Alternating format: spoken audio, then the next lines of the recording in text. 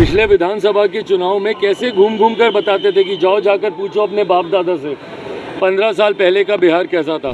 भाई हम बोले हैं कि मुख्यमंत्री जी बस बिहार को बख्श दें, उसके बदले में उनको जो चाहिए देश दुनिया से ले लें। कि राम बड़े थे, रावण बड़े थे, ये तमाम बातें करने का औचित्य क्या है, मतलब क्या है। बुलाते हैं, आए हैं, सीधा सीमांचल गए हैं, कारण भी भैया स्पष्ट है। पार्टी का मनोबल यकीनन नागालैंड के परिणामों से लोगों का, कार्यकर्ताओं का मनोबल बढ़ा हुआ है। भाई बस दे दें, सिर्फ बातें ही ना करें ना। 20 लाख की इन्होंने बात कर रखी है।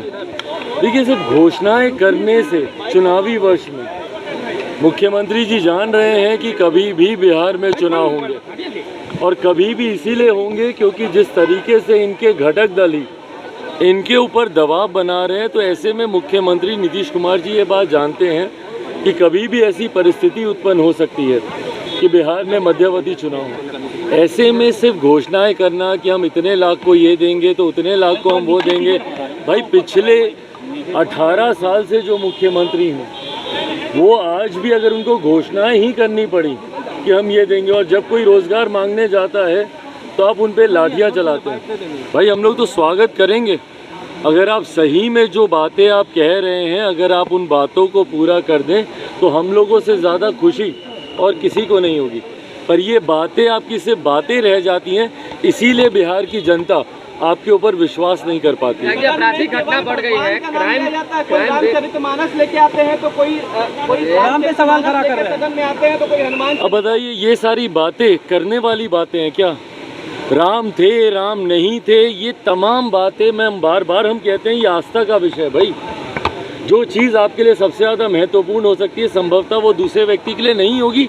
छोड़ दीजिए ना उस व्यक्ति की आस्था पर, क्यों किसी की भावना को आप ठेस पहुंचा रहे हैं। एक राजनीतिक दल होने के नाते सबकी भावनाओं का सम्मान करना आपका उत्तरदायित्व बनता है, और राजनेता होने के नाते जनता की सेवा करना आपका काम है ना कि इस तरीके की बातों को उछालकर किसी की भावना को ठेस पहुंचाना।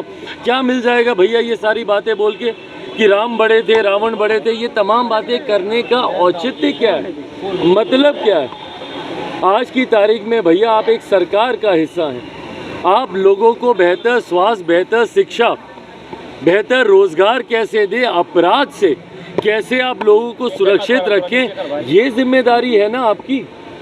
पूर्व मुख्यमंत्री रह चुके हैं आप, एक बड़ी जिम्मेदारी है आपकी। ऐसे में बिना मतलब की इस तरीके की बातों को कुरेद कर समाज में एक असंतोष पैदा करना कतई जायज़ नहीं।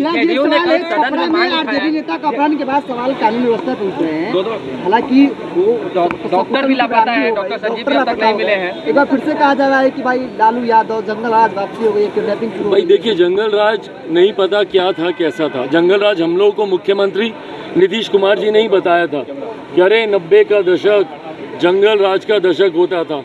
पिछले विधानसभा के चुनाव में कैसे घूम घूम कर बताते थे कि जाओ जाकर पूछो अपने बाप दादा से 15 साल पहले का बिहार कैसा था। भाई आज की तारीख में जो 20 साल, 25 साल, 30 साल, 35 साल का युवा, उसको नहीं पता और उसको नहीं फ़र्क पड़ता कि 15 साल, 20 साल पहले का बिहार कैसा था।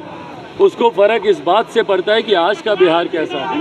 और आज की तारीख में जो जंगल राज है, आए दिन आपराधिक घटनाएं जैसी घट रही हैं, ये अपने में दर्शाता है कि अगर सही मायनों में जंगल राज की कोई परिभाषा है तो वो आज की मौजूदा परिस्थिति। सदन में कल नीतीश कुमार को नोबेल पुरस्कार देने की मांग उठाई। अरे प्रभु, बढ़िया बात। आप भी मांग करेंगे? आप चाहते हैं क्योंकि मुख्यमंत्री लंबे समय तक हम बोले हैं कि मुख्यमंत्री जी बस बिहार को बख्श दें, उसके बदले में उनको जो चाहिए देश दुनिया से ले लें।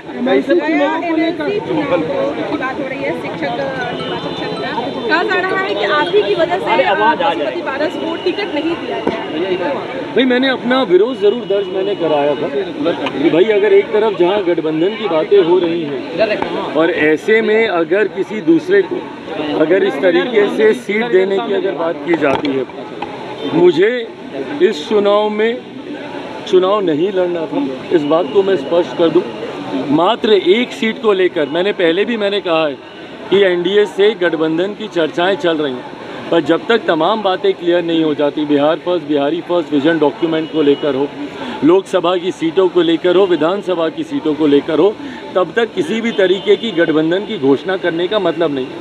और ऐसे में मात्र एक सीट पर चुनाव लड़ने के लिए या 2 सीटों पर चुनाव लड़ने के लिए एमएलसी की मैं गठबंधन की घोषणा कर दूं, ये पार्टी का फैसला कभी था ही नहीं। तो इन चुनाव में हम लोगों ने चुनाव नहीं लड़ना था, ये बात पूरी तरीके से स्पष्ट थी।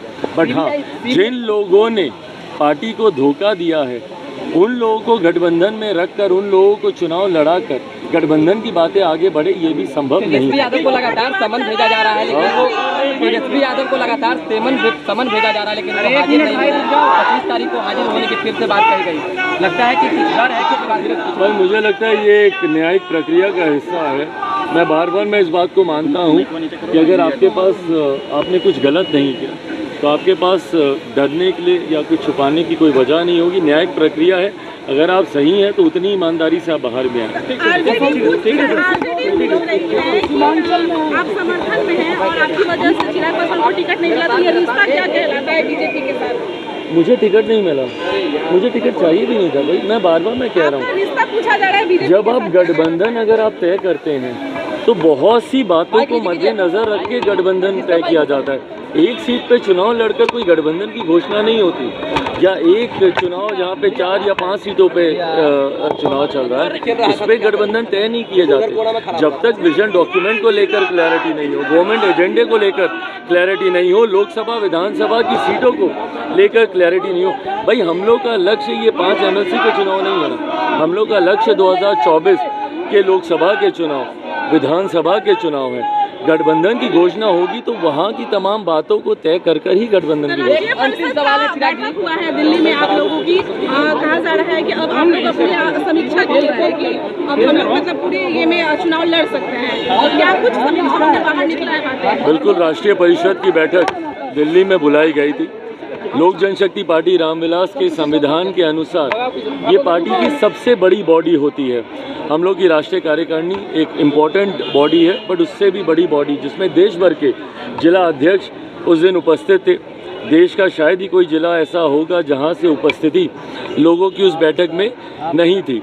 तो ये एक बड़ी बैठक होने के नाते इसमें यकीनन फैसला लिया गया कि आने वाले दिनों में जिन जिन राज्यों में भी चुनाव होंगे उसमें लोक जनशक्ति पार्टी रामविलास अपने प्रत्याशी उतारेगी।